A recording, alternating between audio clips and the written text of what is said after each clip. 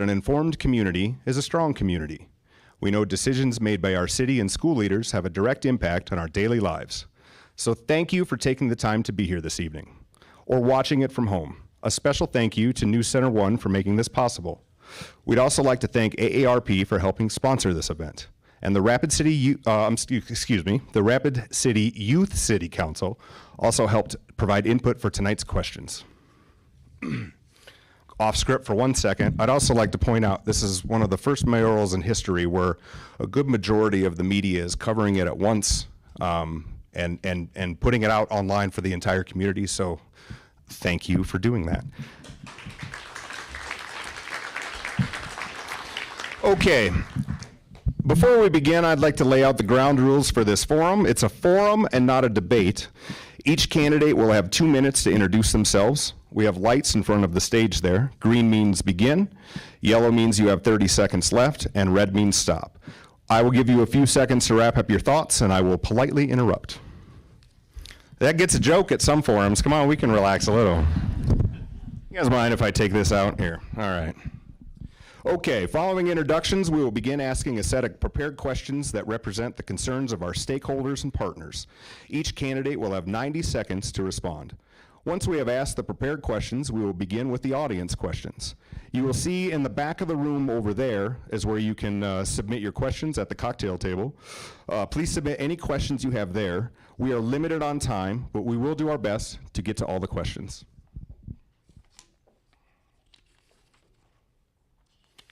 All right, so now that we have the housekeeping out of the way, we will start with 2-minute introductions. I will introduce the candidates: Ron Weifenbach, Laura Armstrong, Brad Estes, Jason Salamun, and tonight Josh Lyle could not attend.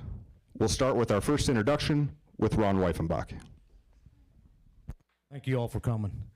I'll give you a little history about me. My mother came here from Germany, from Kaiserslautern, Germany in 1959 with my 2 sisters. She actually came to Aberdeen, South Dakota. We then migrated over to Pierre and then to Rapid City, where I made my stakes in 1970, and I've been here ever since. So I've been here over 50 years.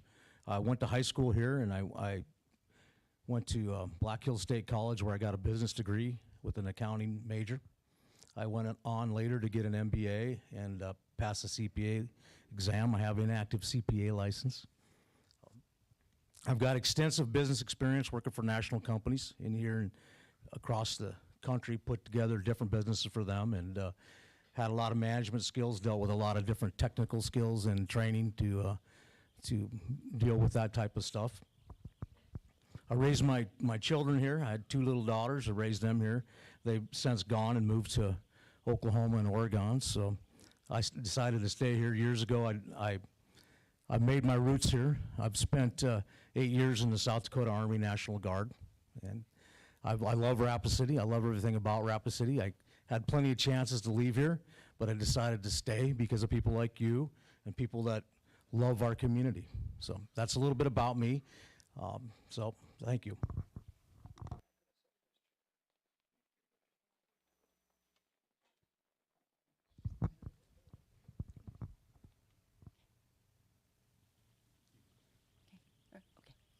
I'm Laura Armstrong.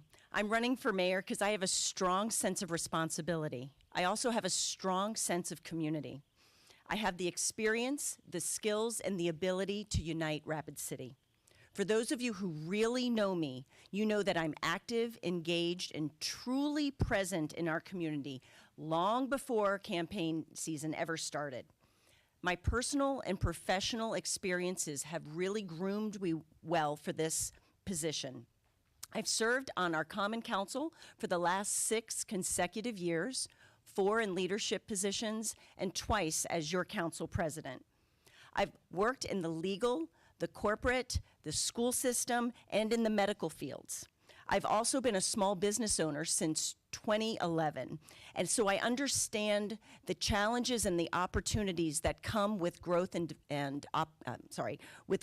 development in those sectors. And most importantly, I'm a wife and mother to a strong family. All of these combined make a strong foundation for your next mayor. Once I'm elected, I'll be focused on making Rapid City stronger. I'll do that by making development stronger, our businesses stronger, our schools stronger, our families stronger, so we can have a stronger and even better Rapid City. Thank you. Good evening. My name is Brad Estes, and I want to be your next mayor. I grew up in Wall, South Dakota. I grew up during a time and at a place where the promise of free ice water and a nickel cup of coffee fueled a great economy.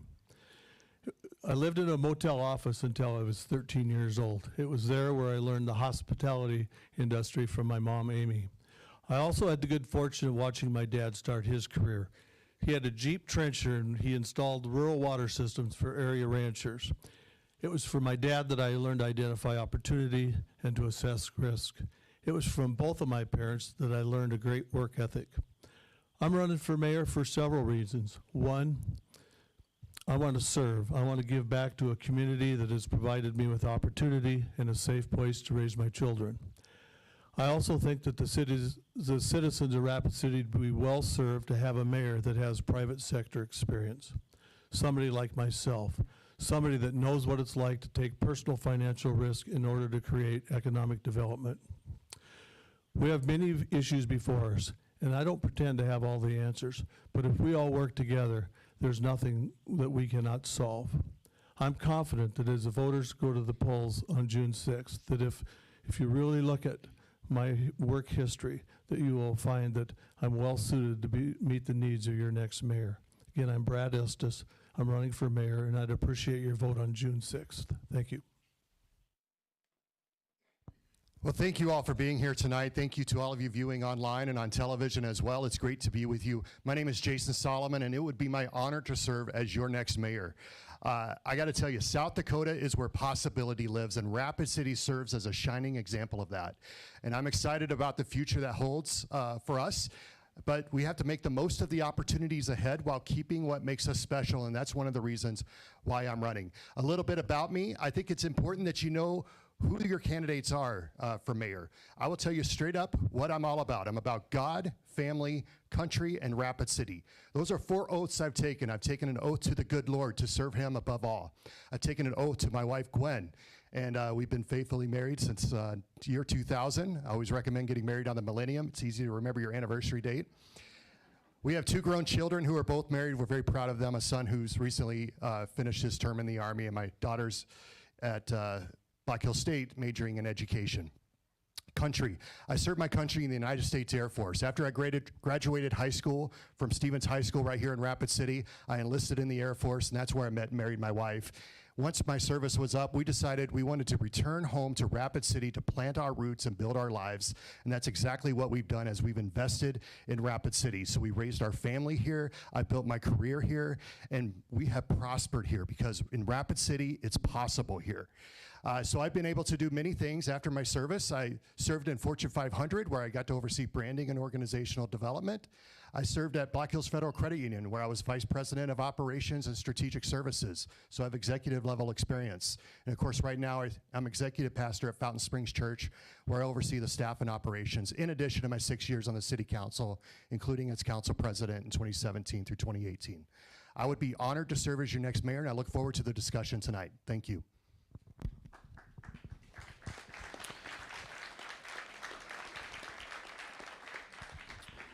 Not to be the buzzkill, I'll remind us that's the last applause we're going to do after introductions, all right?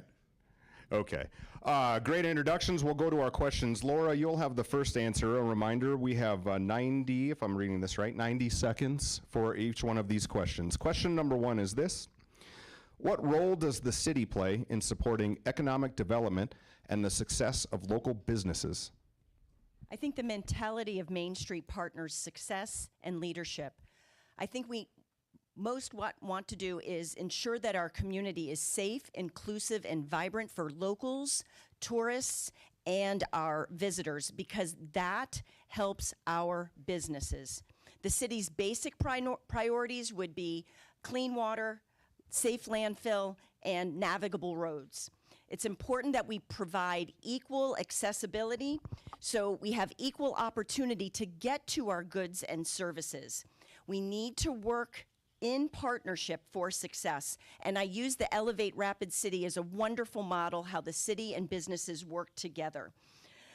I'm a staunch proponent for capitalism, because when businesses are successful, we can hire more employees, pay better wages, and then that provides more to the Rapid City economy. That's generated revenue. And when we have that, it can go to the common good. So that could be either infrastructure or the community, hopefully both. Our businesses must be successful because they are our employers.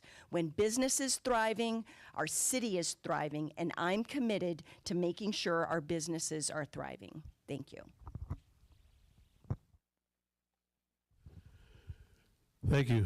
I think the city sets the tone. I think the city says, hey, we're open for business. We also need to make sure that we reduce unnecessary roadblocks for businesses to come to our community and try to do business with us.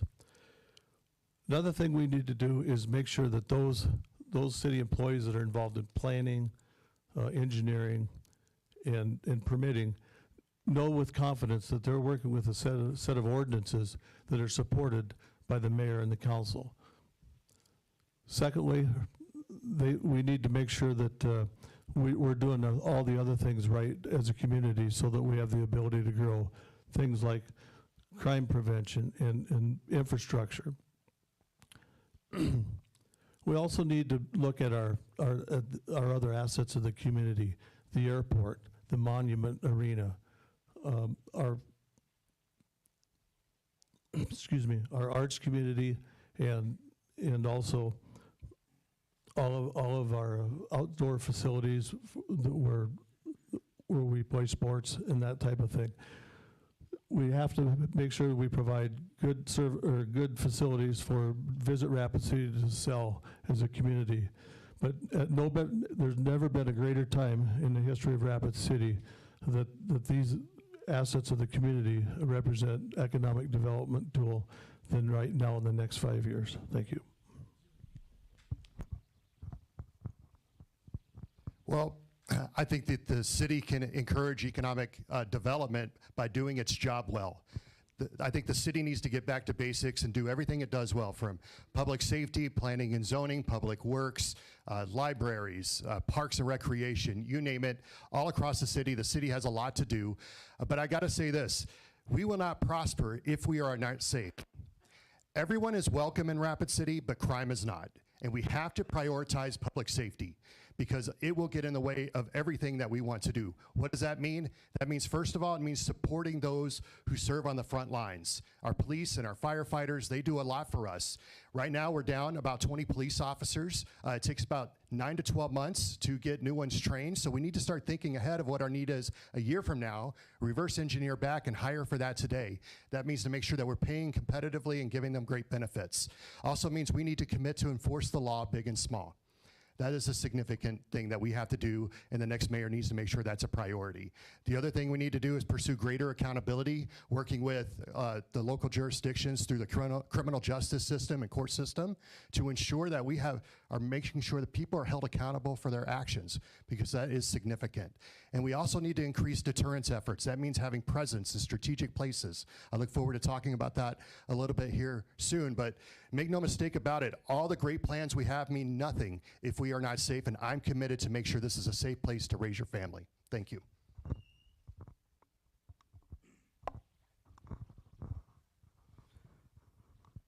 The mayor has to be a good ambassador to new businesses and the businesses that are here. I can go back into the years on the council back in the early 2000s when we sat in an incubator over by the School of Mines, and we had a dream. And the dream was for Rapid City and the people that would want to come here and work at the corridor, a technical corridor. We got a chance right now to make some of those things happen. We've been working with the property mill people and Wildfire downtown that can make these things happen. Basically what government can do sometimes is get out of the way. Get out of the way, set the tone, put the infrastructure in place for these people to be successful. And we have a lot of people in our community who are very successful. But the track record has always been, oh, this looks shiny, let's grab this, or this looks shiny, let's grab this, and we bring these people to town and make all these promises and these things, and they never transpire. We got people in our community right now that have businesses that are very successful. They want to grow those businesses, and we have to tweak the process. We have to come into the age of today and make the changes for this to happen. And there'll be some little bit of uncomfortable feelings from that. But if we make these things happen, that's our role as government, to see what we can do to make these things happen and bring good jobs. $80,000 a year jobs when you don't have to have a college degree, those are good jobs. Our second question, we'll start with Brad. Question number 2 is this: the city needs to balance infrastructure capacity with the community's need for affordable and accessible housing. How can the city better plan for future growth and improve the supply of accessible and affordable housing? Thank you for the question. I believe the mayor and the council need to be actively involved in which direction the city develops. That way, they make sure we have the larger size of the utilities in place so that we're ready for development when it needs to happen. We've heard time and time again during this campaign, mostly about workforce housing, but the bottom line is we need all types of housing here in Rapid City. And when if you take the area that you're going to grow and you master plan it, and you're sure that you're going to meet the needs of the community, the master plan should show mixed use, single family, multifamily, and housing with barrier-free housing for the elderly. That way you know which direction we're going and the needs we're going to meet. But at the end of the day, cities don't develop, developers develop. And developers generally migrate to projects that pose the least amount of risk. Because at the end of the day also, whoever the developer is, they end up signing a personal guarantee. And in the developer world, he who signs a personal guarantee gets to decide what they build in a very blunt way. What we need to do is monitor that, make sure we're trying to focus on getting the developer. I said polite, but I'd be clear. Well, the question isn't whether we're going to grow, it's whether we're going to grow better or grow worse. Elevate just sent out a press release today saying for the second year in a row, we're the fastest growing city in the Midwest. None of us are surprised, are we? So what are we going to do about it? Well, I think we should get better before we get bigger. And I think we need to look at our infrastructure funding to make sure that we are taking care of what we have right now so that we can grow in a smart and strategic way. One way we do that is by taking a look at our Vision Fund allocation. The Vision Fund is outstanding. I'm not proposing we get rid of it, but I do think we need to adjust the allocations. Currently, the other half cent, besides the arena, is we have 58% that goes to CIP, which is our capital improvement projects, and 42% to the Vision Fund. The great news is our revenues go up, so we have quite a bit of money to work with, but we need a lot more for infrastructure because we know the cost of materials, workers, and everything has gone through the roof. So I'm suggesting that the city council and the mayor work together to increase infrastructure improvement and investments. And so that's one thing I think we ought to do. Also in June, I have something coming on the agenda. I waited till after the election so it didn't get politicized because I care about Rapid City and what's good for us, where we can take some of the remaining unused cash from the end of the year and apply it to proactive infrastructure development, where we can work together as a community to say, let's grow this direction. And so we will build road, water, sewer that direction, and then of course as folks hook up to it, they'll pay us back, that'll replenish the fund, and you can use it for the next project. So I think those kinds of ideas are what we're talking about. Thank you.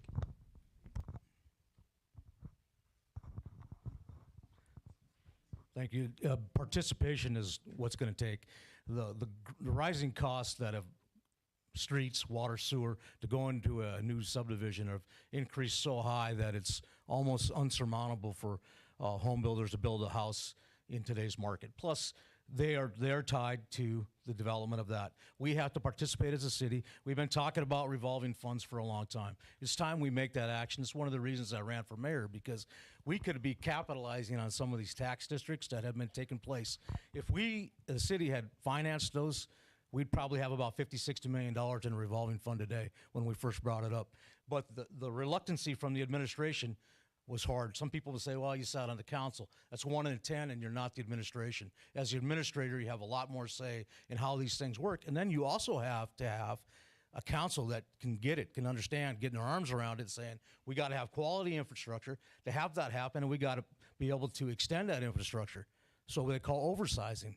That oversizing and that infrastructure is going to have to be participated by the city to make these things happen. I've talked to, in the last month, 2 different developers. One wants to build a 500-house community, a community with parks, houses, those types of things. And the first roadblock he had was infrastructure. Had another guy talk to Black Hills Home Builders the other night. Same problem. They're gonna be building 100. But the fact of the matter is the city's going to have to participate, and they're going to have to, they'll be able to capture that interest and be able to pay themselves back as these Thank you, Ron. materialize. So that's the way it's going to have Thank to you, happen. Ron. This is not new. I've been advocating for affordable housing since 2017. In fact, I've written multiple op-eds on the impact of short-term rentals, the missing middle, and quality census tracking. I've also been working with Common Bond. They're our most recent affordable housing complex that's come to Rapid City. We need to incentivize these projects as well as focus on senior housing. You know, I think we can all agree that we are not the same city that we were even 3 years ago, and we need to do things differently as we move into the future. We clearly need a defined vision and a strategy for Rapid City. I have been proposing the Growth and Development Task Force now, and that is comprised of local citizens, stakeholders, and developers coming together, and we are going to strategize in a smart and sustainable way with an emphasis on affordable housing. At bare minimum, we need to modify our ordinances, review and update our zoning laws and our building codes. Growth is inevitable, but how we handle it determines whether or not we maintain the quality of life that we've all come to know and love in Rapid City. Affordable housing should be a priority because communities are stronger when everyone has a home. Thank you. Our third question, we will start with Jason on this. Question number 3 is this. Road construction and maintenance and parking infrastructure is expensive and can limit opportunities for development. What are your plans to support multimodal transportation options like accessible transit, improved options for walking and biking, and mobility services to ensure all residents have a practical daily transportation option? It's a great question. First of all, I want to say this. I think we always need to look at the quality of our public transportation because this city is for people. I want to make sure that people move in the way they want to move. I'm really proud of the fact that during my time on council, myself as well as the rest of the council members at the time, instituted the youth ride free on our rapid ride. I think that was significant. A lot of kids are going to school because of that program. I'm really proud to be on that group to make sure that we made that happen. So let's talk a little bit about transportation. I think we definitely need to look at how do we make sure seniors can get around? How do we make sure that those who are disabled can get around? There are improvements to be made. But we are very fortunate in Rapid City that we have a bike path that runs all the way through town. And it is amazing. How many of you have used the bike path? You've biked on it, you walked on it, fall off your roller skates on it, whatever. Well, I think there's opportunities for us to leverage that bike path and make sure that we have, connections to downtown and other areas. I think that's important. But here's a problem. We have people sleeping on our bike paths. How are we supposed to get around them? I did a ride along with our police and our fire department, and I said, show me what happens when we find someone passed out on the sidewalk. So we showed them what happens. We move them, make sure they have a place to go if they're okay. Those are things that all the transportation networks in the world aren't going to do any good if you have a body laying there. So we have to do some things to make sure that's better. I'm recommending a city park ranger program. Thank you, Jason. I'll talk about it later.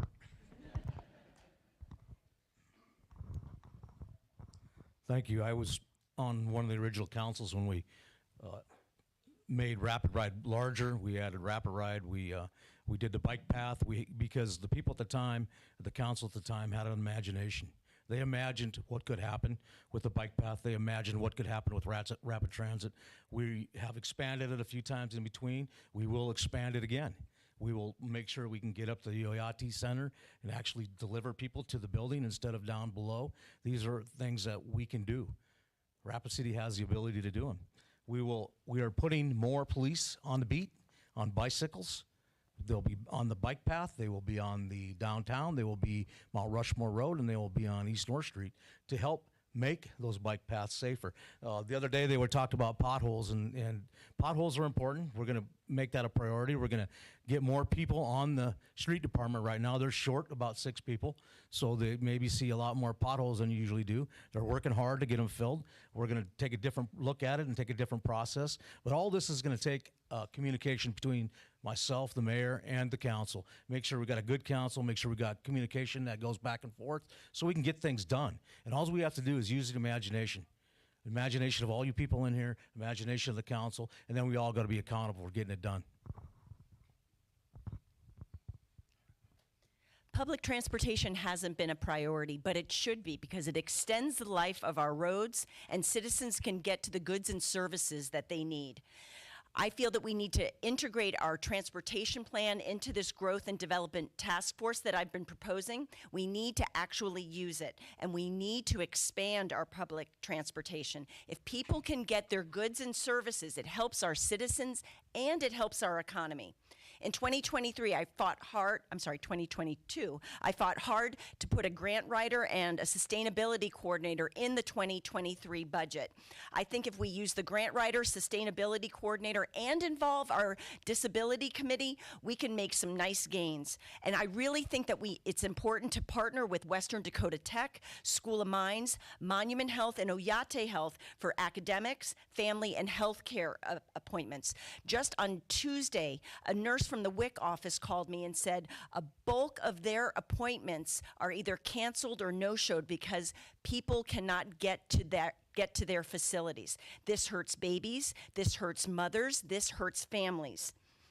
No matter how strong our schools or hospitals or business and communities are, we are weak if we cannot access them. Building better infrastructure means building a better Rapid City. Thank you.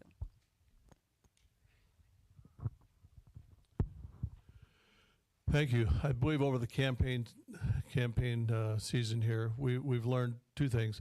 The people want their potholes fixed, and they want more money. It all boils down to money. They want more money spent on street rehabilitation. Right now, the CIP throws out about $10 million for street rehabilitation on an annual basis. That's enough to do about 20 blocks a year. 10 blocks at mill and overlay, and another 10 blocks at completely redoing all the utilities in the entirety.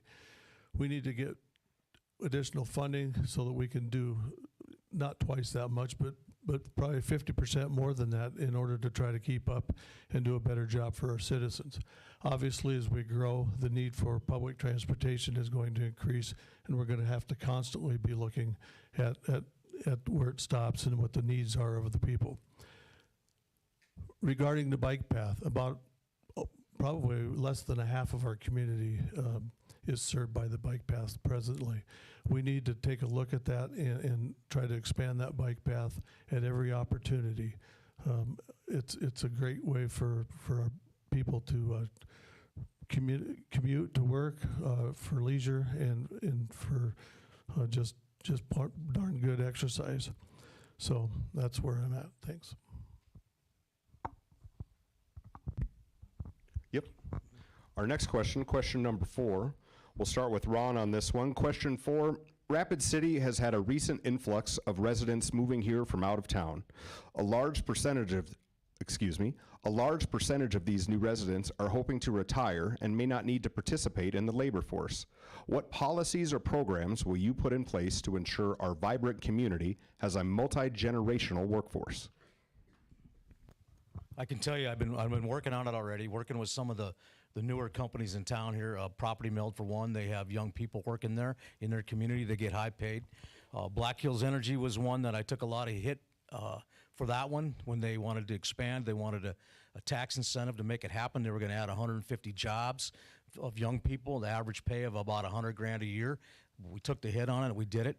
What we have to do is have solid policy, have a solid ambassador in the office, somebody who understands what business does for the community, how it helps everything. We have to look at our arts and our culture. It's been one of the things that we've overlooked a lot, and we got to bring that back around. We got to find ways to help them get funded, and I have some ideas on that.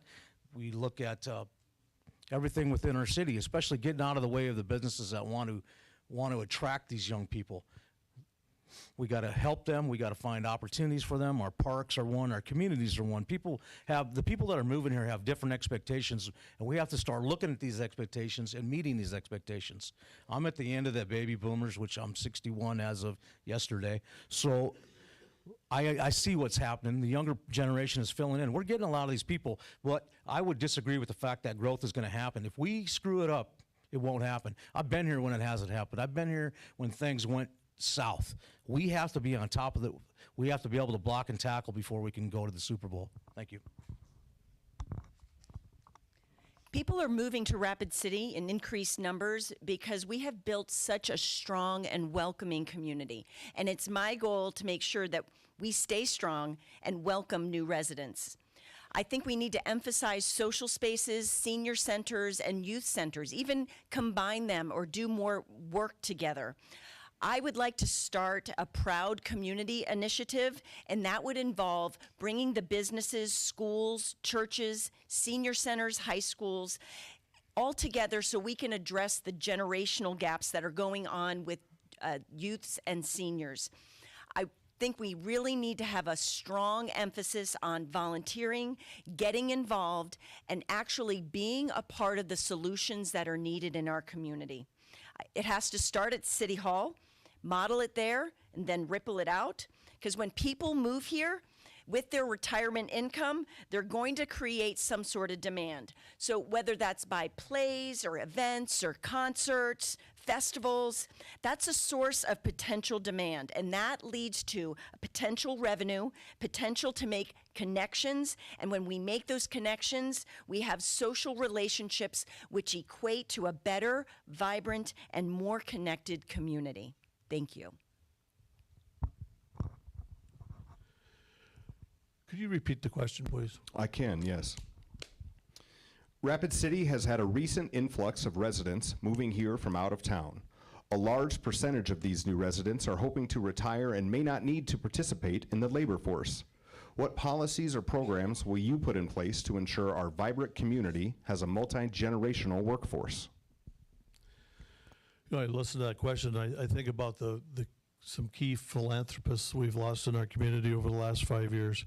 And hopefully some of these people that are moving here maybe can replace those. You know, I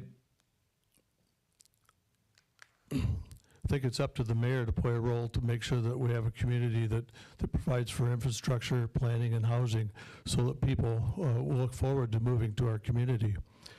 And part of this problem is that we have people moving here that want to retire, and we want them to go back to work. We need them. We've all heard the stories, you know, people tell us the stories. You meet the people on the streets, they go, well, we visited here 5 years ago, we loved it so well, we just decided to move here and retire. And that's what's happening. But what we need to do is try to convince those people as ambassadors of our city to go to work seasonally to help us out, help us sell the community and join the workforce.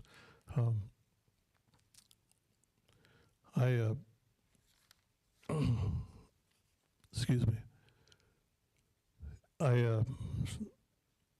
I'm lost, I guess.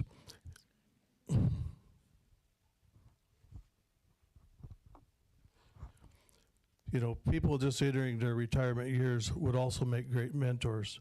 We've had conversations during the campaign about the need for at-risk youth to have counselors. Thank you, Brad.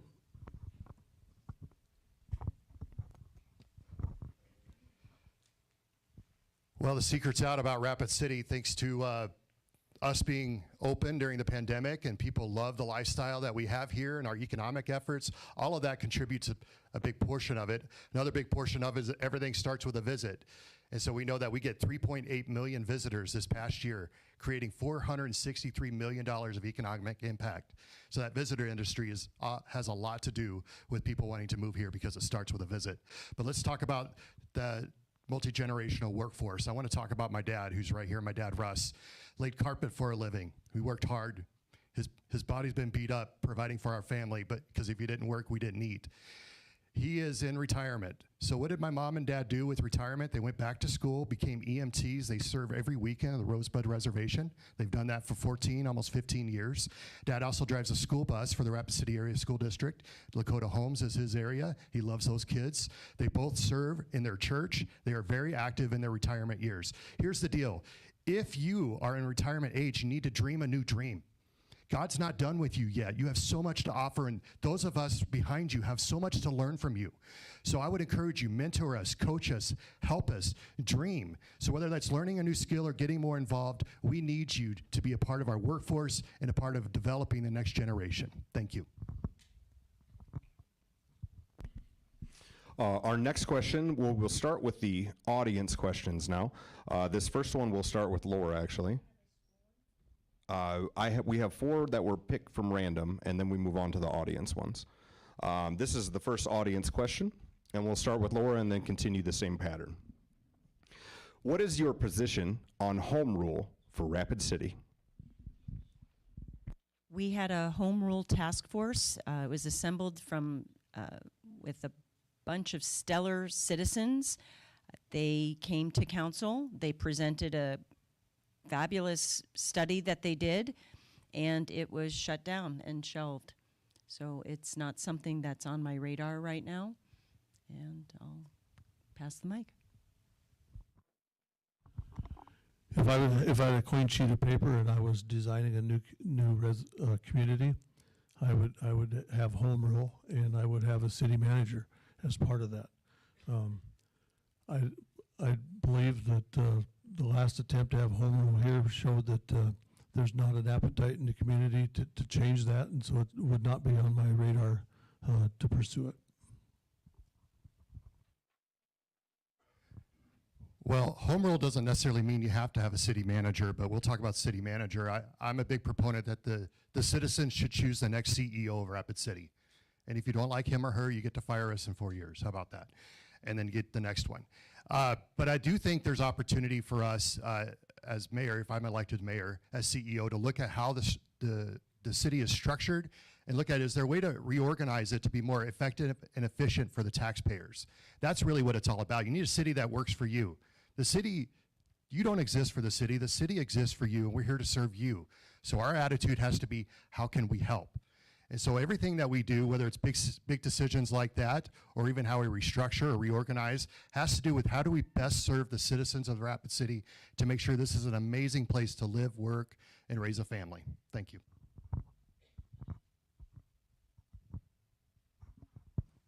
I'll give you my attempt at the senior mentoring. Basically, for you who don't know, home rule, everything good about home rule is everything bad about home rule. One thing that home rule does is it allows the city to take on instances where the state doesn't provide for us to do that. So right now, Rapid City is Dillon's rule, basically says, if the state says you can do that, then you can do that. And that's why everything good about home rule is everything bad about home rule, because if you get the wrong people in the organization at the time, and I guess the people spoke out against that at the time, they were looking at home rule, then all of a sudden they threw in the city manager thing at the same time. Two different worlds, two different things. You don't need one. One is not reliant upon the other. So would I look at home rule again? If I was your mayor, I might look at it again.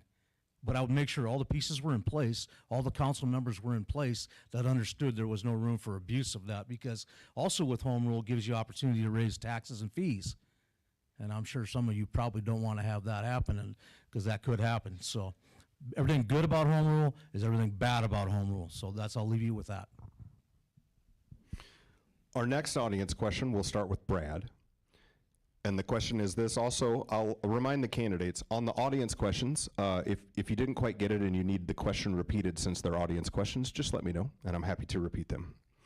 Next question is this: how would you partner with the school district to improve educational opportunities in Rapid City?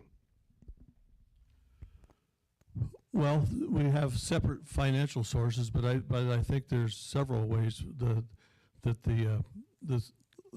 let's say perhaps the superintendent of schools and the mayor can partnership in juvenile youth in truancy to try to fight those issues.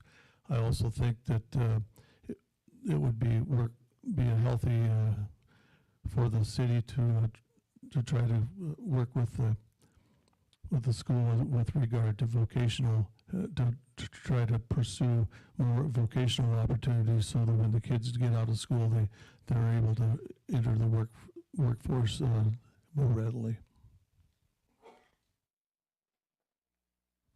Well, this election is about the next generation. You are choosing whoever's going to help lead to build a brighter future for them.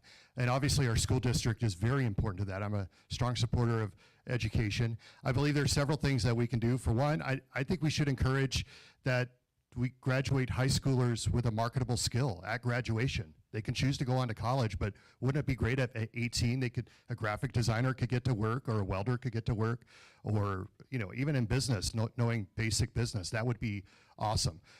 Two, I think we need to explore neighborhoods, elementary schools, making sure that we keep them. Rapid City is made up of neighborhoods, parks, schools, people that live together, they go to school together, they play together, the parents know each other. It creates a neighborhood, and it creates a safer environment, a more thriving community for that child to thrive. Again, the city is for people. The people aren't for city. We want the child to thrive, so I think we need to do that. And three, we know that early childhood education is significant. We've talked about the reading numbers and how they're down. One thing I would really highly encourage is a mayor's reading challenge. Perhaps call it Rapid City Reads, where we encourage parents to read 15 minutes a day to their children at a young age. And as the child learns to read themselves, they get to participate in the challenge as well. We partner with the schools, the library, and the mayor's office to really promote reading to our young people, because that's how we help them have a chance. Thank you. Thank you. And I've been working on this for a while, and there was a gentleman that was here for a while. He's now gone, but we were looking at bringing vocational school back, because basically at the point when a person hits 9th grade, we lose a lot of these kids. So if we bring the vocational back where they're not having to take both of them, the city's probably going to have to dip in and participate in this situation to bring a building for them. When I was younger, Stevens High School, Central High School, we would have auto body, we'd have welding, we had mechanics, we had all these things. So people would come out of school and they could actually go out and earn a living. But it was cheaper to live back then too.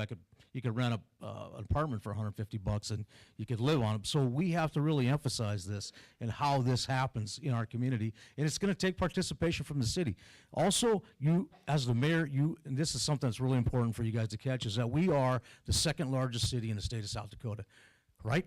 So with that platform comes a bully platform that says, I am going to commit to each one of you today that I'm going to do what I say and say what I do, but I'm also going to take that to the state, to the county, and everybody else and say, we demand our fair share. We demand our fair share in the education system. If the funding system's wrong, we got plenty of people to help change that in our community. We have to look at these things. We have to ask for transparency so we understand the numbers. Right now, the governor's telling us we get the numbers, we get the money, but we don't understand it, we don't see it. Where can we find it? We need to make that available to us so we can help them build these schools, help them keep the elementary schools in the neighborhoods. How do you have a healthy, vibrant community when you don't have healthy, vibrant schools? Most families relocating to our city, the first thing that they do is they research our school system. Unfortunately, when they do a Google search, they find out that we're doing book bans, controversial social studies standards, and we have dilapidated schools. I used to work in the school district as a speech therapist between 2003 and 2006, so this is near and dear to my heart. I'm intimately aware of the challenges that our schools are facing. 3 years ago, I took a tour of our school district. Buildings are literally falling in on themselves. As a community, it's embarrassing and shameful, and frankly, it's just not right. We need new buildings. We need an early learner program. We need before school and after school programs. Statistics have repeatedly shown a direct correlation between the quality education children receive and the number of people processed through the judicial system. An investment in our schools is not only an investment in our children's future, but ultimately improves public safety. It reduces homelessness, and it helps our businesses and our economy thrive. Given my connections to our education system, as your new mayor, I would prioritize partnering with schools, including higher education, and encourage the community to get invested in our schools as well. We owe it to our children, we owe it to our teachers, we owe it to our Thank you, Laura. businesses, and we owe it to our community. Thank you, Laura. Did you start? I'm sorry, I should have gone up back. Nope. I started. Yes, sorry. On to our next question, right? There we go. I'll remind the audience, if you still have a question, there's a cocktail table right over there you can still submit. If you still have a question, we'll be taking questions until 6:50, until closing remarks. Our next question is this. Oh, see, I'm sorry. This is what happens when you have an unprofessional moderator. Sorry, everybody. Between Brad And and we're I, on we're gonna TV. figure My it out. parents saw that. Our Sorry. bad. Brad and I got it figured out. Is this on? All right. Your question, And the question. Let's just get all the screw-ups out of the way. Are we ready? Okay. Okay, here we go. How will your administration ensure Rapid City has a long-term water supply? I think that's a great question. There are several things in the works right now. For starters, we know there's a significant project that's going to take a long time to provide Missouri River water here to Rapid City in the area. But I think this really comes back to something I've been talking about on the campaign trail, the need for a regional strategic plan. Because here's the deal. In order for us to address our growing water needs, we're going to have to think regionally. The city can't just think for itself anymore. We have to think about the communities around us, work with the county and the state as well. So we need a regional strategic plan. For example, do we need another reservoir besides Pactola? Can we draw from that? Would that be easier or cheaper than the Missouri River? Should we do it all? Who do we provide water to? I will tell you, our water department does a great job providing clean, safe drinking water for you. They do an excellent job. They'll continue to do that.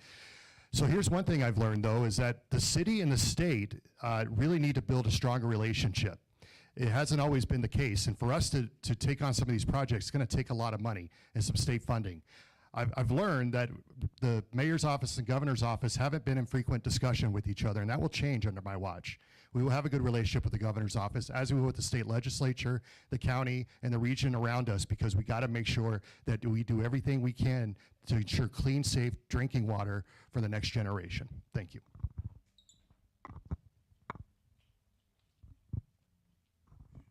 I'm happy to say back in 2007, 2008, I participated in making sure that Rapid City would have clean water for a long time.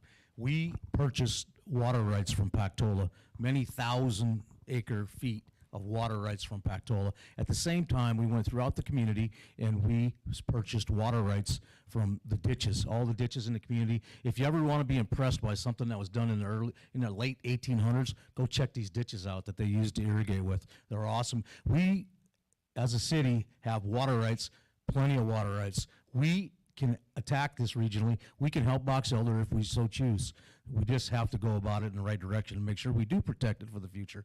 We also, I participated in the building of Jackson Springs, which tripled, or actually I think your water bills went up 5 times at the time, and people said to me, you can't do that. I said, watch. I said, the people want clean drinking water. We just have to be transparent in how we approach it, how we sell it to the people in the community. We went out, we took the council members, the mayor, we all were on board. We had a plan and said we need to build Jackson Springs. I think at that time, somewhere in the tune of 30 to 50 million, maybe 80 million is the number. I'm not sure. I think last year we approved a new membrane for $1 million to be put into Jackson Springs. You got to think ahead. And we did that. And I'm proud of that, and I was part of that. And there was several other council members, and Mayor Ellen Hanks was in on that deal too. So we are. Thank you.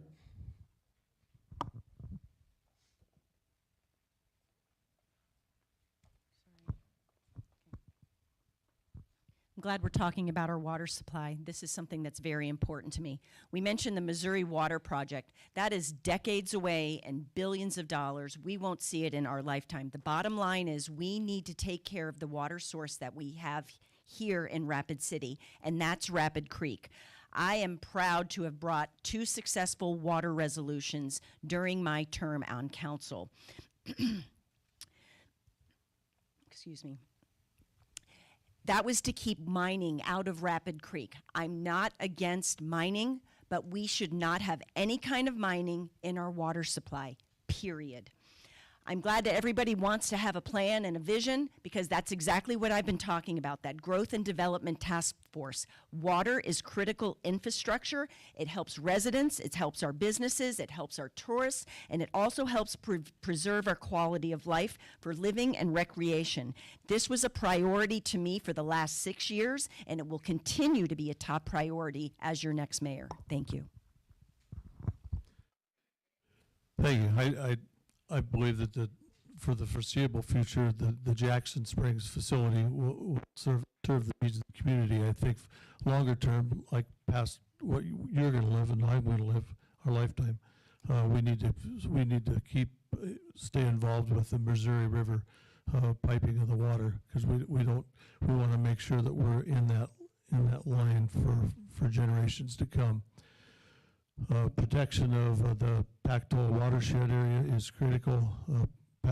Keeping Rapid Creek clean is critical, and like I say, making sure that Jackson Springs is operating as it should. I think we'll have water for the foreseeable future. Our next question will start with Ron. And if I may, a great question from whatever audience member submitted this. What does compromise mean to you? And what will you do to build consensus with the city council and residents? Compromise. Compromise. I know I'm getting old and I'm losing my hearing, but compromise, that I'm a good compromiser. I listen. I can bring resolution to things. I have no problem with people bringing me ideas. Matter of fact, I like it best when people do disagree with me. It sharpens me, makes me smarter. I know that I'm not the smartest guy in the room all the time, that's for sure. But when people come and they challenge me, that sharpens me. That makes me sharper. That's how I've lived my life. That's how I've managed throughout the years, is finding resolutions, making things happen, working together, and make things happen. Compromise is of the utmost. I mean, we live in a, like, you know, people want to say it's divisive. I say it's less divisive than what people really actually think it is. There's room. There's always space in there to find something that works, especially when you're in a leadership role and you have a council of 10 people. The biggest thing is to have feedback back and forth. Understand, we're going to have a conversation that is, I'm not going to get you with a gotcha. It has no interest in that. I don't have time for that. What I want is value add, bring something value add to the table. Let's have a conversation about, and let's find a solution to make things happen. Because we, you know, task force, all these things where you talk and I'm responsible. I make the decision in the end. I'll come out into the community, talk to you. I don't like a groupthink thing. I want to have a conversation with you one-on-one so you can use your imagination. And let's do that. Then we can almost do anything we want. As long as we don't have a groupthink process going on, because that happens.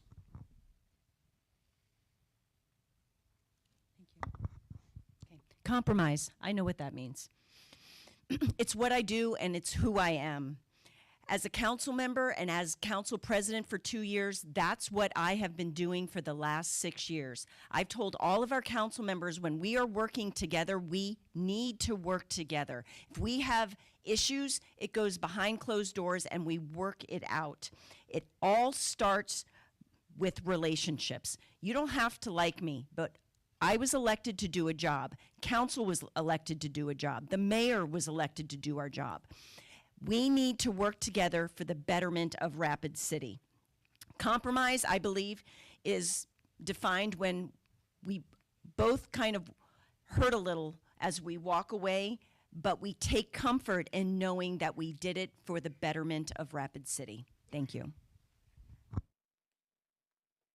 Hey, I feel that I spent 4 years on the council, my last 2 as president, and during those terms, I built a reputation of being somebody that was considered to be a consensus builder.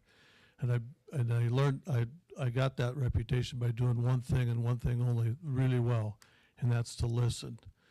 and you, if you're willing to invest the time in listening to people and trying to further understand the issues at hand and the problem that you're trying to solve, then you're better able to bring a solution forward that will be supported by the majority of the people. And compromise is, that's what we need to do. That's the only way we're going to move the needle on city government and make progress is if we're all willing to leave a little bit at the door, not get everything you want, but we're supposed to be serving here at the betterment and for the benefit of our constituents, and that's to me why we compromise, and that's why we do what we do here. Thanks. Well, I think it's important to know when to stand your ground and when to seek common ground. I'll tell you an example of when I've sought common ground on the council. Not too long ago, Ms. Armstrong mentioned the resolution regarding protecting the Rapid Creek. I will tell you that was going to fail. But what I did is I interjected and I said, if you remove these couple of statements that demonize the mining industry and instead promote our desire for clean water, I will support it. And it did, and that's how it passed, by the way. That's common ground. Now, standing your ground are things like, if I think you want to do something that's going to harm children, like, pornography in the libraries in the children's section, or allowing boys and girls' restrooms, those sort of things, you're going to hit a brick wall with me. There's no common ground there. So if you're going to harm children, no. But if it's about finding things that we can work together on, as I've tried to do, then yes, we can do that. Even during the pandemic, I resisted mandates and closures, and when it was brought forward to do a mask mandate, instead of just saying no, which is what I did, I also tried to bring a resolution forward to say, hey, how about we encourage people to take these precautions? And we list those out, and of course that didn't happen either. But you try to find that common ground for the betterment of the community. I thought at the time that if we would just come together and pass this resolution, we could actually be united in a messaging to the community rather than be divided, which is exactly what happened, and it further divided the community. Had we only listened to me, I think we'd be in better shape today. Thank you. Our next question, we'll start with Laura.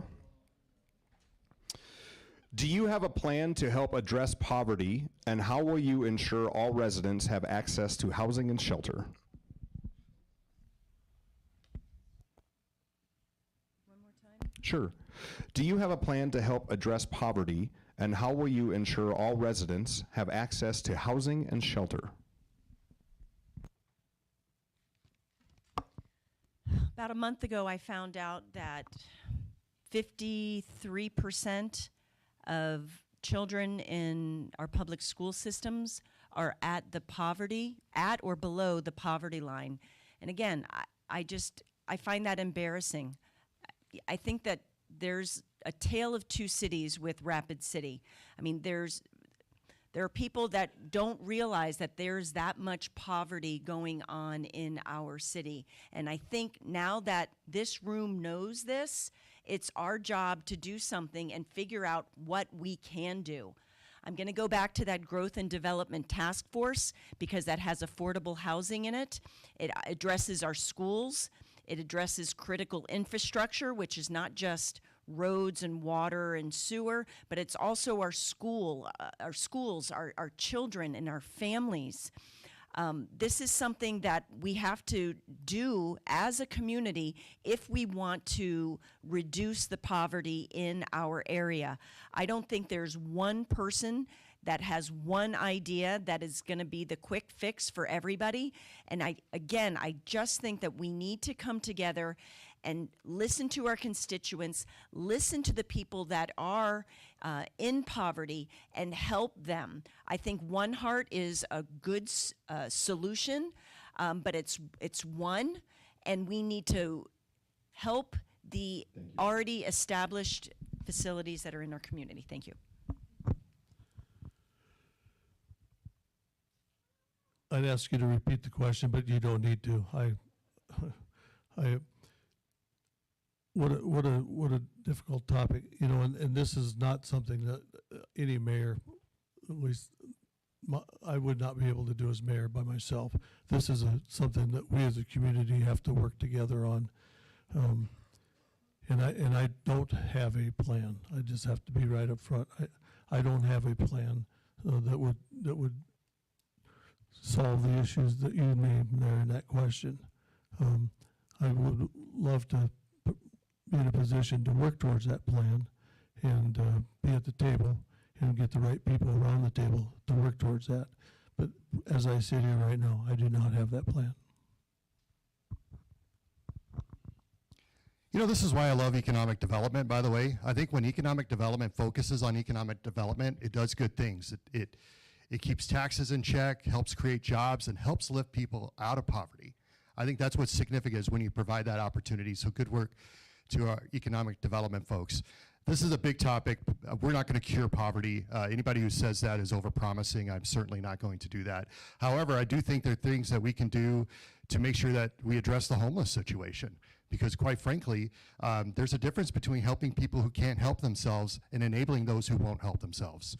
And that's, loving your neighbor is different than enabling your neighbor.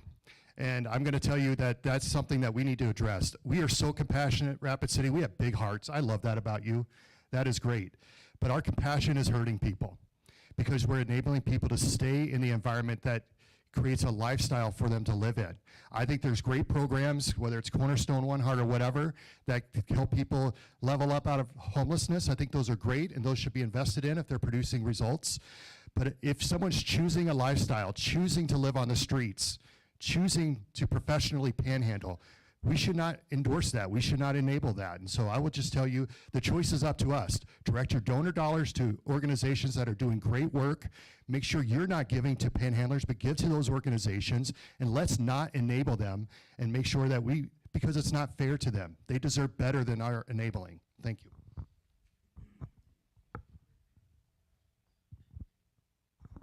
Excuse me, but the poor will always be with us. Poverty will always be with us, but that doesn't mean we can't have approaches to it. The city of Rapid City, all of you, have spent millions and millions of dollars every year working on this issue. And if we keep doing the same thing, obviously that's not going to work. So if you're homeless in the community, there are options for you. We've worked on other options of mental health, also addiction. But what really is true to my heart here tonight, and I'm not going to point anybody out, but I had a conversation earlier here when I was here with a lady, and she said to me, she was an elderly lady, and she looked at me right in the eye, and she said, you know what, my property taxes are going to take me out of my house. That's a sad thing. People in Rapid City haven't experienced that. We are experiencing that, and we have to get on the front of that. We have to help the elderly in our community as well as the people we see panhandling. Now, the panhandling, I have a plan for all that. I'm working on the plan for what we do with the other people in our community who are getting taxed out of their houses, the electric bills, the gas, the water. It's just taking these people out. They're fixed income people. They tried hard, they worked hard all their life, and what do? Boom, kick them to the side. It's got to stop. As the mayor of the second largest city in the state of South Dakota, you got a platform, and they're going to hear from me. If I have to go and stand on Christie's desk to say, hey, listen, we got a problem here. These people in Rapid City that have these fixed incomes, they can't pay these property taxes. We have to address it. The legislators that walk around, they're not going to get a free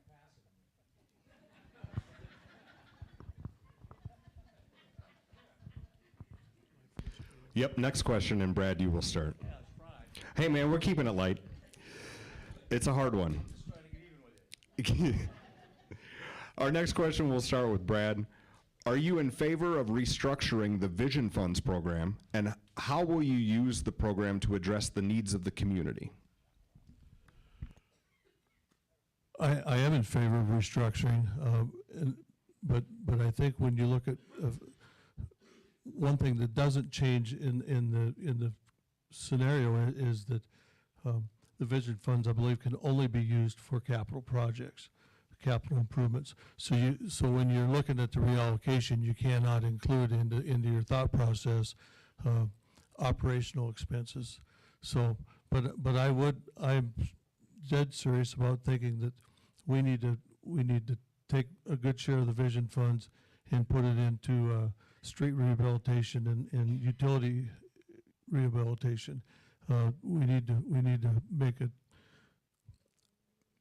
we need to make it right with the citizens in our neighborhoods that have aging infrastructure, and we need to step up to the rate at which we're rehabilitating our streets and utilities. So that's what I would do. I think we need to keep almost a complete round for our own use. Well, obviously, I brought this up earlier, so you already know the answer to that question. I am in favor of reallocating the Vision Fund. First of all, I want to give an acknowledgement to those who are behind creating the Vision Fund in the first place. Thank you, because it's made our community better in many ways. I know Mayor Ed McLaughlin had a lot to do with that as well. I do want to thank him. The community is the one that instituted the Vision Fund, so when I talk about it with the community, I'm talking about it as a way to say, hey, should we reprioritize now? Just like we do with our household budget. You know, we got bad news about our sprinkler system, and so I have to figure out, well, what do I not go out to eat? Do I go out to eat, or do I install synthetic lawn? What do I do to address this, to this urgent need? Which I guess sprinkler's not too urgent, but that's what you have to do in your household budget. When you have something come up, you have to prioritize things, and that's what we need to do as a city, and that's where we're at with the Vision Fund. And that's why I'm saying that 58% and 42% that goes to Vision, 58% to CIP, our infrastructure, I think that should be seriously looked at. Maybe it's 75, 80% to our CIP budget and 25% to Vision Fund. That'll still be millions of dollars to do projects, but we should also prioritize city-funded projects, city capital projects, such as our parks. Nobody's going to invest in our parks but us, instead of nonprofits who can ask for donor money. Rapid City doesn't ask for donor money. We end up taxing you. You don't want more of that. So let's use the tax base that we have to take care of our essential needs. Thank you. Nothing's off the table, that's for sure. But you got to understand that Vision Fund, more than half of that, more of our CRP is pledged for the debt service on the Civic Center. So we got to be careful about how we do that, because that changes our debt service and our direction of our funding on that. So, but nothing's off the table. I think we have an opportunity with cash available. But the one thing you have to understand about infrastructure projects in our community, when you talk about roads, as soon as we go out and start fixing your roads, you're going to call us up and go, oh, it's all these orange cones about, because we have a little window of opportunity, and we have very few contractors in our community that they have other projects to do too. So we have to somehow figure out a way to strategically get with these guys. The nice thing is, if you've looked over the last few years, we've had a lot more contractors coming to our community, which will be a bigger demand for them, which will hopefully come back and say, hey, you guys want to do some road projects? Let's fit them in. We got to be ready to do it. I would tax the council to come up with a good vision on what we could do here. Whether it would include the Vision Fund or not, I'm not sure. But it's not off the table, because we got to address the infrastructure in our community. I have a plan for a lot of it, but this is not off the table for funding it. Thank you. I'm in favor for reallocating the Vision funds, but it needs to be a collaborative effort. My philosophies are communication, collaboration, and cooperation, and it needs to be done with the mayor, the council, and citizen committee. In fact, I would propose that we have Mayor McLaughlin come back on, since he was there initially, and if we are going to revamp it or revise it, have him do that. He is a good friend and a mentor of mine, and I think he would definitely take us up on that offer. The bottom line is, we have priorities: infrastructure and arts. And it's a shame that we're in the Doll, and this is the first time that we're mentioning the arts. So thank you to the Doll for hosting this. Arts are a valuable part of our community. The bottom line with the Vision Fund, it's the people's money, and they need to have a say in where their money goes and how it's allocated. Thank you. Our next question, we'll start with Jason. A large percentage of new jobs are created by startups. How do you plan on attracting and developing more startups in Rapid City? Well, yeah, Rapid City was built by pioneers in pursuit of possibility. And we see that with small businesses and startups. All of you, many of you in this room were a small business at one time. That was a startup, by the way. Now we're seeing great ideas coming out of the School of Mines and just people with all sorts of ideas at home for great projects. And so one thing I think we have to do in Rapid City is foster the environment where we are at the hub of innovation and technology, foster the environment that keeps taxes low, keeps regulations reasonable, so that people can actually get their idea off the ground. I think those are significant things that we can do, in addition, again, to working with other entities, such as our educational opportunities, not just our public school system, but I think there are ways that we can partner with next level education, perhaps our universities or our vocational education centers, to make sure that we are fostering the environment for those ideas so that they can grow. I will tell you, the other thing I've done is I champion the innovation center that we have right now. It sits on a land where the D-Lab is. I fought for that because there's ideas born in this community, brought to this community, that want to be fostered to life. Look at B9 Creation, started in an incubator in an innovation center, and now look at how much they're growing as a 3D printing company. That is fantastic. We want to see more stories like that in Rapid City, and as your next mayor, I'll foster that environment in our community. Thank you.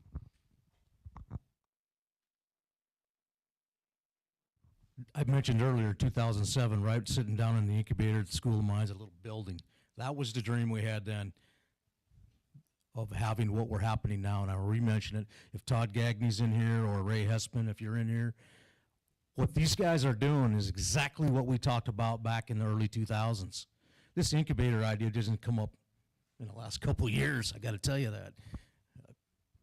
It came up a long time ago, sitting back with Jim Meyerhouse and I think Jim Skoll and I think Bill Gickling and some of these guys that were in there in those meetings.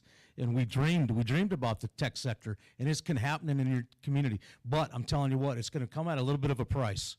These guys want to expand their building. They want to take up a parking lot downtown. But they want to bring 40 jobs. He got a $15 million kick in the pants to be able to expand his building and expand Wildfire, Todd's organization, which is an incubator software company that brings people to the community from across the world, some of the smartest people you're ever going to meet.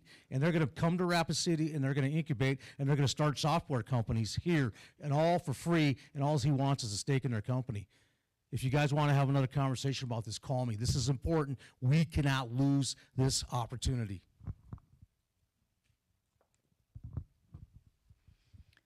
The question again? Yes. A large percentage of new jobs are created by startups. How do you plan on attracting and developing more startups in Rapid City? Okay, so I hear startups, and I think, how do we attract younger people to stay here? This issue is near and dear to my heart. My two daughters just graduated from DSU a couple of weeks ago. And like so many other younger people, they're faced with the question of whether do they move or do they stay? Whether it's a remote work or maybe a job here in Rapid City. Rapid City has a lot to offer, but we also have a lot that we need to improve. For the most part, I think Rapid City offers a wonderful quality of life, but we have the challenges of affordable housing, public transportation, profitable careers. We need to emphasize jobs, social spaces, support our schools, and expand daycare. You know, like I mentioned earlier, we need to invest in our schools. The primary concern that's on the mind of most families is the quality of the education their children are going to receive. We need to invest in our schools. And we also need to address the brain drain that's occurring. How do we retain our young people and these students if they can't find employment or have difficulty with transportation or don't have jobs that are attractive to them? You know, I believe that if our younger folks see our community investing in them and they really, really think that we're listening to them, they're going to want to stick around. They're going to want to work here, they're going to want to play here, and more importantly, they're going to want to stay here. Thank you. Thank you. When I think about this question, I think about one of the 7 questions that didn't get asked. What are we going to do about keeping the younger people here? And we have a living experiment going on right now downtown. You know, we've done a lot of talk about, you know, the east of 5th, creating an environment, and we'll have living quarters available in that mixed-use building that's being built where the Imperial was. And it's going to be interesting to see what the age group is of the people that actually end up living there, if it's affordable or whatever. But one of the things we have to do to attract startups is they look for a lifestyle.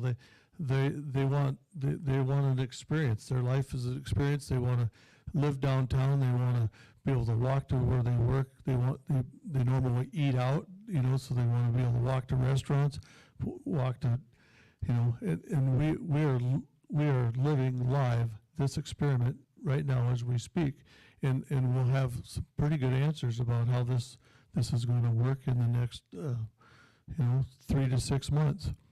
But we have to. That's what the East of Fifth project is doing, is creating an environment where the young people can have their experience, I guess. Thanks. Our next question, Ron will start. Tourism and hospitality is the largest employment industry in town. How can we continue to support the arts and entertainment industry? I mentioned earlier, and I talked to some of the arts people. I've been on the council on and off for a total of about 8 years, 4 terms, but I came on when it was appropriate for me to come back and come on. And one of the conversations I've always had with the arts community and the cultures of the city has been underfunded, for one, they bring a lot of people to the community, but they don't get any of the funding from what the Civic Center gets, about $4.5–5 million. The tourism industry gets over $1 million, $1.2 million from taxes that are created from hotels. You go to like Vegas or somewhere like that, you're paying a $20, $30, $40, maybe a $50 fee that goes to the fund the arts community, the cultural community. We have an opportunity in Rapid City, and I can't do it myself. I've been always open to help somebody take it to the state and say, listen, we need an opportunity to get in on some of these funding.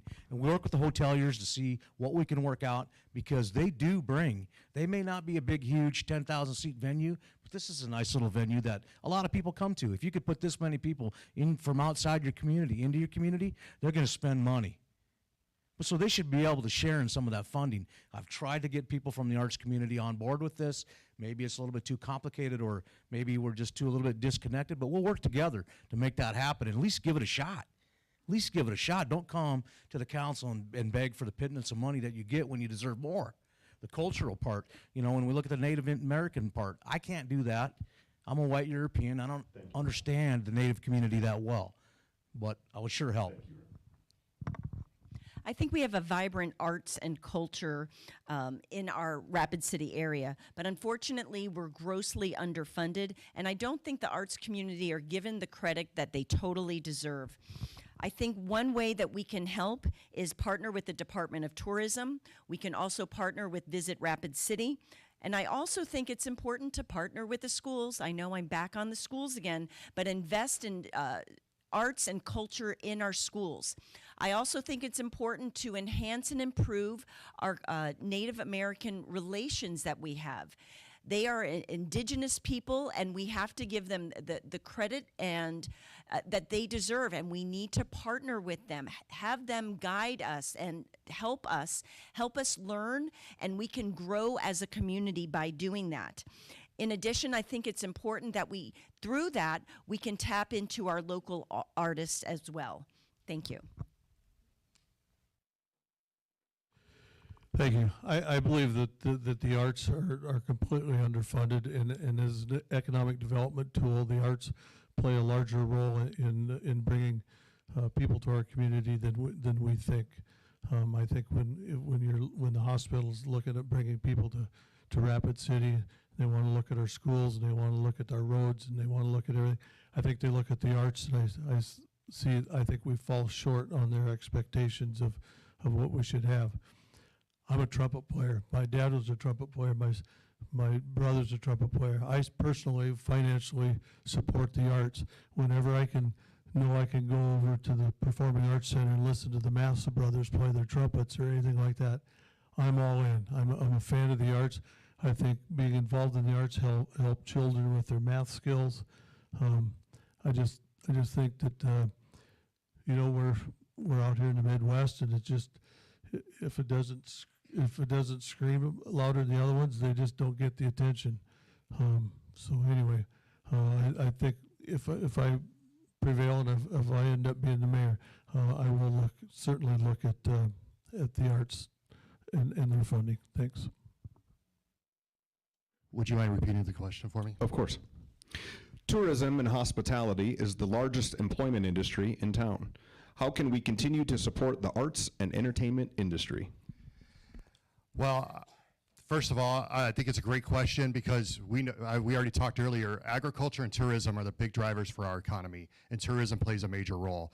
I'm proud as my time as council president, along with the rest of the council and the mayor, that we were able to, and all of you, by the way, we were able to get the new arena in. That was significant. We wouldn't be able to afford it today, by the way. Thank God we got it when we did. And now we're starting to attract more events, like a Morgan Wallen concert, I think brought like 30-something states, people from other states here, just incredible amount of people. But here's the thing I think we ought to look at. We're talking about arts and entertainment. So something we need to do is get strategic about this discussion. What we do is we make money on multi-day events. That is a huge thing, bringing outside money into this community. One way you do that is through sports tournaments. So that's entertainment. So whether it's Lakota Nation Invitational, or whether it's a wrestling tournament, or baseball tournament, soccer tournament, all of that, I think those are going to be significant. I'm very encouraged by the fact that we are starting a sports commission to look at all of the facilities around the area to see what we can host. And when we can host events, families come here, they stay here for multiple days, they spend money at restaurants, stay in hotels. I want Rapid City to be the retail hub for the entire region. So the more things we do that attract the arts and culture, whether it's concerts or sports or even the local scene that we have, all of those things play a role in making sure that visitors come here to spend their money so that we don't have to. Thank you. Our next question will start with Laura. And this will be our final question before closing remarks, I believe. You have all served on the city council at some time. What 3 items are you most proud of?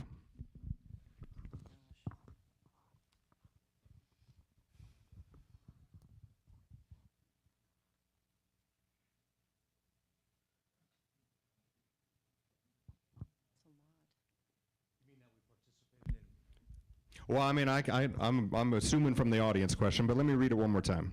You have all served in the city council at some time. What 3 items are you most proud of? I think I'd say the first thing is our youth city council. I love that. The fact that they had come to City Hall 3 times and asked to become an ordinance, I think is a shame. Who says no to kids, right?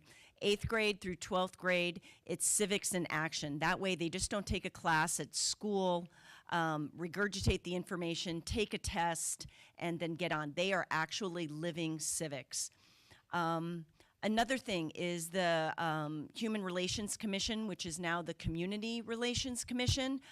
Anytime that we can build bridges and heal divides and learn from one another, I think that is amazing, and I personally have learned so much. My gosh, I could go on and on. Elevate Rapid City, I think it's done a tremendous, wonderful things for Rapid City. Oh gosh, there's so much. I think, did I name 3? Is that 3? So I should probably stop there. Okay, thank you. You know, I'm 65 and it's been a long time, so I just don't really remember. But what I do, don't laugh. You know, I served on the council because I wanted to do the business of the city on behalf of the citizens, and I felt like I accomplished that, and I felt like that I did a good job at listening, and I felt like I did a good job of trying to bring people together to try to bring to come together to provide solutions for the city of Rapid City, and that's good enough for me. Thanks. Well, a vision you can accomplish alone isn't much of a vision, so I would say anything I've accomplished has been the help of many people. For one, I'm going to start with Fire Station 1.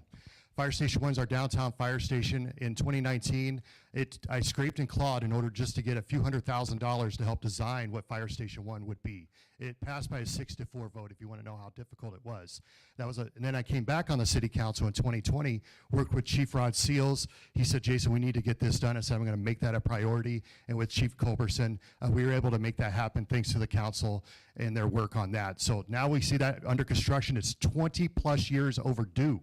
And we were finally able to get that done. You will see that I fought for that, and everybody knows I gave everybody a hard time that worked with me, that was a big priority. The other priority when I came back on was we needed a new police precinct, especially serving the west side and growing south side. So now we've secured land at the corner of Catron and Sheridan Lake Road where a new police precinct will be. They're currently working on that. It's going to be a great location because it improves response time to make sure the other half of the city has great response time, in addition to the substation up in North Rapid.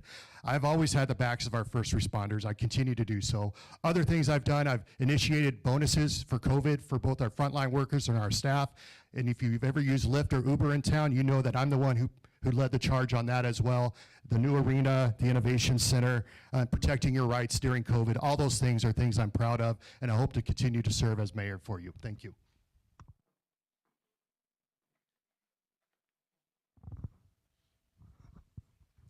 I didn't do any of this stuff on my own, but I can grant that the fire department and all those things are good items. But I could say the one thing that I was involved in and I was most proud of is getting the water rights from Pactola. At that time, it was a big deal. Cost a lot of money. But every time people want to talk about water, I can go back and say, you know what, I was part of that council that made that decision. There was a lot of wisdom on that council at the time. I learned a lot. I was mentored a lot. I was the only new guy on the council at the time. Then we built Jackson Springs. That was the second one. The third one that is really true to my heart is wheeling and dealing to get the girls' softball fields built. Knowing that the girls, their parents, everybody wouldn't have to play softball with boys anymore. They wouldn't have to play baseball. They could now play softball. So we worked hard on that. We wheeled and dealed. We make some deals. They built the hiking trails up Skyline Drive. They built M Hill. They built before that. They built the bike paths. So the list go on and on and on. The fire department, that was supposed to go where the Innovation Center is now. So we can thank that because the fire department was scheduled to go to where the Innovation Center is. Now they're building around the mission. So I didn't want to see that happen, but I was off the council when that transpired. So, but we built some other fire departments, one out in North Rapid, one in South Rapid. There's a lot of stuff, but I can say I'm most proud of getting the water rights from Pactola because all of you can drink that nice, clean water that we win awards for every year. Thank you, Ron. Now we're going to move to our closing remarks. A reminder to the candidates, you'll all have 1 minute. We'll start with Brad. You'll all have 1 minute, and we'll go in order, and we'll wrap up with Laura. 1 minute, sir. The last minute, not to make it, Thank you. I appreciate the opportunity to be here tonight with you and the time you spent here with us. I spent the last 35 years being involved in numerous commercial and residential projects. I've built projects, I've worked with employees, and I've created economic development. I feel that I've been interviewed for this job of mayor for the last 35 years. I want you to know that I want it. I know I'm not very good at speaking, and I'd work on that. But I know how I know how to get things done, and I've done it my whole life. And I'd appreciate your vote. I'm Brad Estes, running for mayor, and please vote for me on June 6th. Plato once said that the city is what it is because the citizens are what they are. And for us to pursue our potential, we need you to pursue your potential. And if you do, we all win. I want Rapid City to be a place where families flourish, children thrive, neighbors are respected, businesses grow, freedoms are enjoyed, adventures are taken, and faith and hope are alive and well. That's the Rapid City I'm going to work for. That's the reason why I'm running for mayor. I'm not running simply to win a race. I'm running for Rapid City to win. I'm going all in for Rapid City because I believe in us, and I believe it's time to have a leader help take us to the next level and help us be the best place possible for the next generation. I'm Jason Salamun. I ask for your vote on June 6th. Early voting starts May 22nd. Go ahead and get her done. Thank you very much.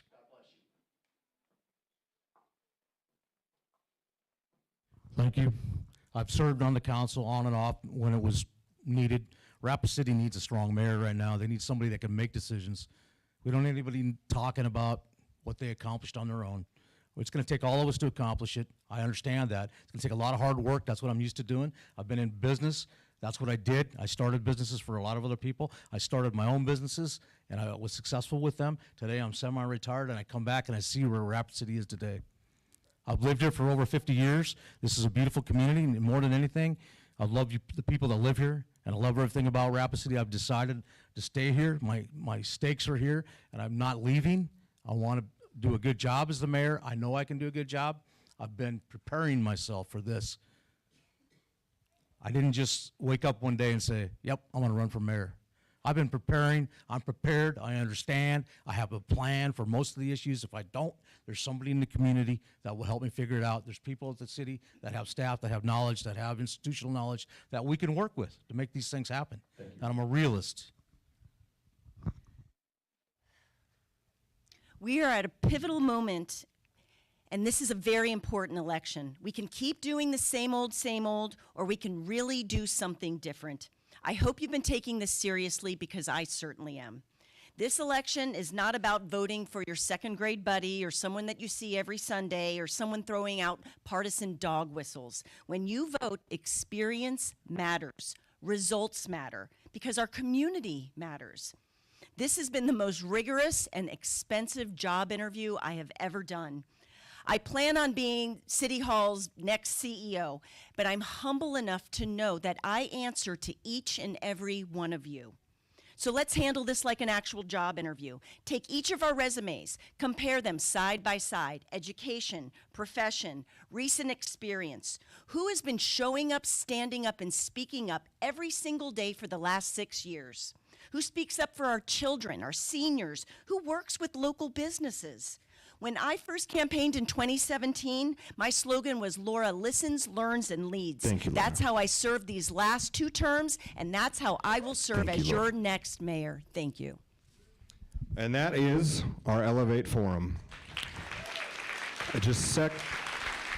Yeah, round of applause for the candidates. Let's do that. Thank you. This is hard work. While we are thanking everybody, I'd like to thank the Doll. I'd like to thank News Center 1 for making this possible, AARP, and all of you for voting. I know this is on television. This is also being spread around a lot of social media channels, so I will say this. A vote is better than a social media comment. The election is June 6th, and early voting starts on May 22nd. Thank you for attending and viewing. You guys have a great evening.